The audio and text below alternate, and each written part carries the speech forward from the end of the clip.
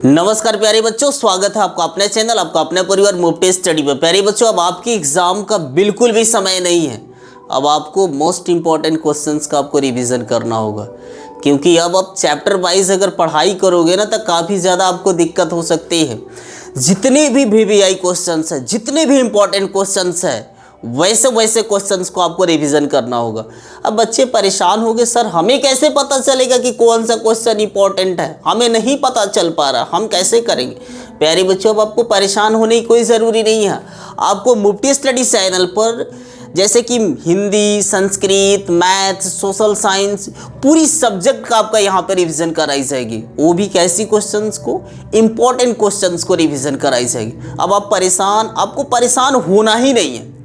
क्या करना, आपको सिर्फ अब तैयारी करना है। मुफ्ती स्टडी चैनल पर अगर आप बोलोगे तो 10 तारीख से आपको यहाँ पे लाइव क्लासेस का भी क्या की जाएगी, यहाँ पे सुविधा यहाँ पे प्रोवाइड कर सकते हैं शाम में। ठीक है प्यारे बच्चों, आप परेशान मत हो। चलो देखो, आज सोशल साइंस से 5 ऐसे क्वेश्चन लेकर आए हैं जो कि ऐसे क्वेश्चन आपके एग्जाम में पूछी जाती है। अगर आप लोग सपोर्ट करते हो, अगर आप लोग क्या करते हो, ज़्यादा से ज़्यादा सपोर्ट करते हो, इस चैनल को सब्सक्राइब करते हो, तो आपको ये जो सीरीज़ चालू की, ये सीरीज़ कंटिन्यू रखेंगे। ठीक है, अब देखो कि यहाँ पे किस तरीके से बताई जाएगी, कैसे बताई जाएगी। जो सीरीज स्टार्ट किए हैं, ऑब्जेक्टिव और सब्जेक्टिव पूरी यहाँ पे कंप्लीट कराई जाएगी। ठीक है ना। पहला क्वेश्चन आप देखो, सोशल साइंस। सोशल साइंस को हिंदी में क्या बोली जाती है, सामाजिक विज्ञान बोली जाती है। ठीक है प्यारे बच्चों, जैसे कि ये क्वेश्चन होता है कि आपसे एग्जाम में पूछी जाती है कि संसाधन को परिभाषित करें। प्यारे बच्चों, संसाधन को समझने से पहले देखो हम यहाँ पे, जैसे देखो मेरे हाथ में क्या दिख रही है ना, एक मार्कर दिख रही है ना।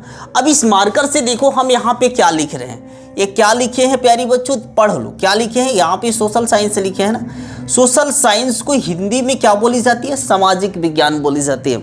हमने इस मार्कर से क्या किया, यहाँ पे लिखा, ये हमारी ज़रूरत थी, और ये मार्कर क्या किया, हमारी ज़रूरत को पूरा किया, हमारी आवश्यकताओं को पूरी की है।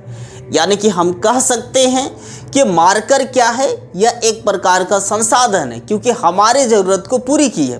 प्यारे बच्चों, जैसे कि आप यहाँ पे क्या देख सकते हो, यहाँ पे यह आपका क्या दिख रहा है ना, यह एक किताब दिख रही है। अगर हमें कोई भी, जैसे देख सकते हैं इंडियन पॉलिटी है, यानी कि इसमें अगर कोई भी डाउट होगा तो हम यहाँ से देखेंगे और पढ़ लेंगे और हमारी आवश्यकता, हमारी ज़रूरत को पूरी करेंगे। ठीक है ना प्यारे बच्चों, तो ये भी एक प्रकार का क्या है, संसाधन है। जैसे कि हमने इस बोर्ड पर लिखा है, ये हमारी आवश्यकताओं को पूरी किया, हमारी जरूरतों को पूरी कर रही है, ये भी एक प्रकार की संसाधन है। जैसे कि आप जिस फोन से देख रहे हो ना, हमें मोबाइल में देख रहे हो या टीवी में देख रहे हो, जहां भी देख रहे हो, तो वो तो भी तो आपकी आवश्यकताओं को पूरी की है ना, आपकी ज़रूरतों को पूरी की है ना, तो वो भी एक प्रकार का संसाधन है। सिंपल सी बात है, अगर संसाधन के बारे में पूछेगा तो ये भी चीज़ रटने वाली है क्या। जैसे कि आप साइकिल चलाते हो ना, मोटरसाइकिल चलाते हो ना, तो वो भी आपकी आवश्यकता को पूरी करती है, आपकी ज़रूरत को पूरी करती है। तो प्यारे बच्चों, वो भी आपके लिए क्या है, एक संसाधन है, वो एक प्रकार का रिसोर्सेज है।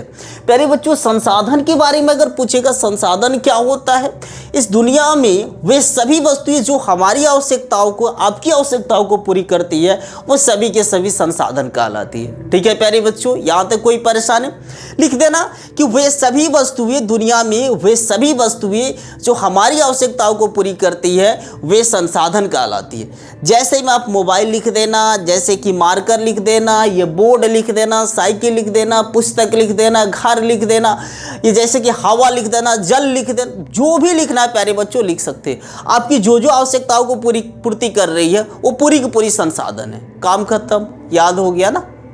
रटना है क्या प्यारे बच्चों, इसी तरीक़े से आपको जो भी क्वेश्चन लाएंगे आपको रटने की कोई ज़रूरी नहीं है। बस आप इस क्लास को अंत तक देखो, अपने आप ही आपको याद हो जाएगा।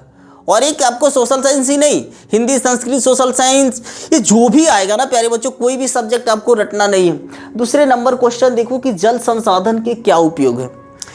यहाँ क्वेश्चन का कहने का मतलब ये है, यहाँ पे संसाधन लगा दिया है, तो थोड़ी सी प्यारे बच्चों आप परेशान होंगे कि सर ये संसाधन लगाया है, तो यहाँ पे जल के उपयोग के बारे में ही पूछ रहा है। आप बताओ कि जल का उपयोग कहाँ कहाँ करते हो प्यारे बच्चों। खाना बनाते हो, वहाँ पे जल की उपयोग करते हो कि नहीं। आप नहाने जाते हो, वहाँ पे जल का उपयोग होती है कि नहीं होती है, होती है ना।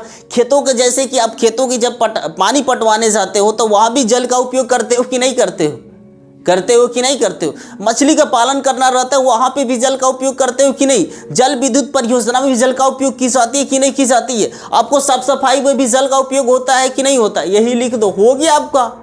प्यारे बच्चों, यही तो आपके पूछ रहा है।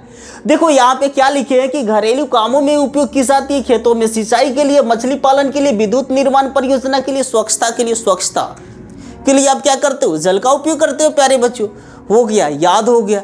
जल का उपयोग आप जहां जहां करते हो उसके बारे में लिख दो, यही नहीं, अगर इसके अलावा आप जहां करते हो उसके लिए भी आप क्या लिख सकते हो। ठीक है ना प्यारे बच्चों। अब देखो कि तीसरा नंबर क्वेश्चन देखो, बड़ा इंपॉर्टेंट क्वेश्चन लगता है। क्या शिक्षा का अभाव लोकतंत्र के लिए चुनौती है क्या?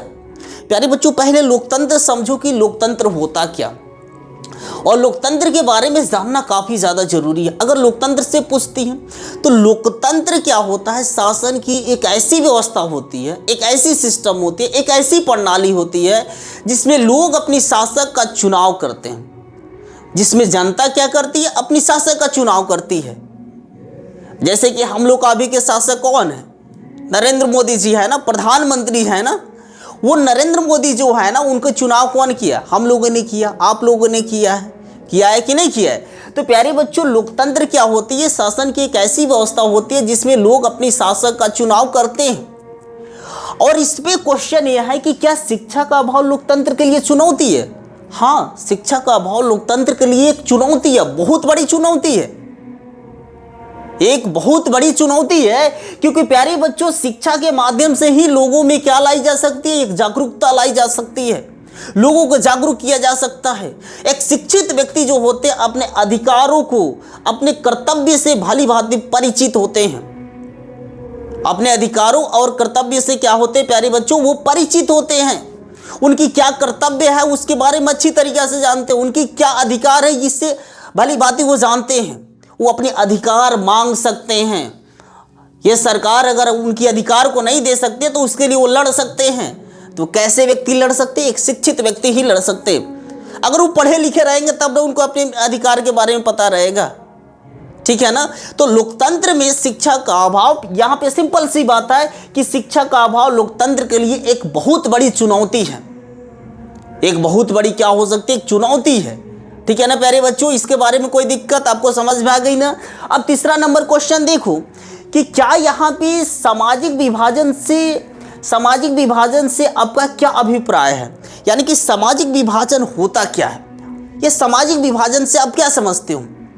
जैसे कि समाज में देखी जाती है, लोगों में विभाजन की जा गई है। किसके आधार पर? जाति के आधार पर, धर्म के आधार पर, नस्ल के आधार पर, रंग के आधार पर, भाषा के आधार पर जो विभाजन होती है उसी को सामाजिक विभाजन कही जाती है।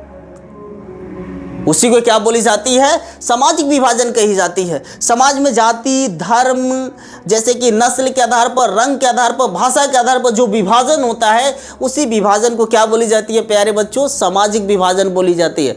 विभाजन का मतलब ही क्या होता है? बंटवारा होता है। समाज में बंटवारा कर दी गई है, जाति के आधार पर कर दी गई है, रंगों के आधार, अमेरिका में चले जाओ तो रंगों के आधार पर कर दी गई है, नस्ल के आधार पर कर दी जाती है, भाषा के आधार पर कर दी जाती है।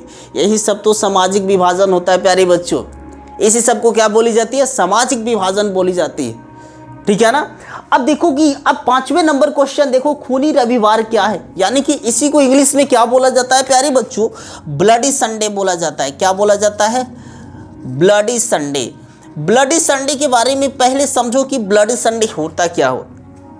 ब्लडी संडे यानी कि खूनी रविवार, ये जो घटना घटी होगी रविवार के दिन घटी होगी, ये तो बात क्लियर है। तो खूनी रविवार है क्या? 9 जनवरी 1905 ईस्वी में मजदूरों के एक टुकड़ा ने, यानी कि लोगों के एक समूह ने, जो मजदूर थे, वो क्या कर रहे थे? रोटी दो के नारा लगाते हुए प्रदर्शन कर रहे थे और सेंट पीटर्सबर्ग की महल की ओर जा रहे थे। किसकी महल की ओर जा रहे थे? सेंट पीटर्सबर्ग की महल की ओर जा रहे थे। उसी समय जार के सेना ने इन निहत्थे लोगों पर गोलियां बरसा देती है। निहत्थे लोग थे, इनके हाथों में कुछ नहीं थी, सिर्फ यही बोल रहे थे कि रोटी दो के नारा लगाते हुए निकल रहे थे। लेकिन ऐसी कूर वहां के सेना थी कि क्या करती है? उन लोगों पर गोलियां बरसा देती है, जिसकी वजह से हजारों लोगों की जान चली जाती है। हजारों लोगों की जान चली जाती है, हजारों लोग मारे जाते हैं, हजारों लोग घायल हो जाते हैं। और ये जो घटना घटी थी संडे के दिन घटी थी, यानी कि रविवार के दिन घटित हुई थी। इसीलिए इस घटना को खूनी रविवार के नाम से जानी जाती है। इसलिए इस घटना को किसके नाम से जानी जाती है प्यारे बच्चों? खूनी रविवार यानी कि ब्लडी संडे के नाम से जानी जाती है। यहाँ तक कोई समस्या होगा तो आप बोल सकते हो। अब इसका आप क्या कर सकते हो, एक स्क्रीनशॉट ले लो। ऐसे ही तो आपके लिए यहाँ पे लिखी गई है ना, समझ में आ ही गया होगा। अब आप अपने आप से भी लिख सकते हो, ठीक है ना प्यारे बच्चों। अब आपको जो भी टॉपिक आपको लगता होगा कि ये काफ़ी ज़्यादा डिफिकल्ट है, आपको समझ में नहीं आ रहा, आप उसको कमेंट में करो और अगले दिन आपको उसकी क्लास में मिल जाएगी, उसके बारे में पूरी डिटेल्स आ जाएगी, ठीक है प्यारे बच्चों। अभी आपका रिवीजन चलेगा, मोस्ट इंपॉर्टेंट क्वेश्चन चलने वाला है। जो भी बच्चे एग्जाम देने वाले हैं आप उनके पास भी वीडियो शेयर कर दो, काफ़ी ज़्यादा हेल्पफुल होगा, काफ़ी ज़्यादा यहाँ से उनको क्या मिलेगा, मदद मिलेगा प्यारे बच्चों, अच्छे मार्क्स आएगा सभी को, ठीक है प्यारे बच्चों।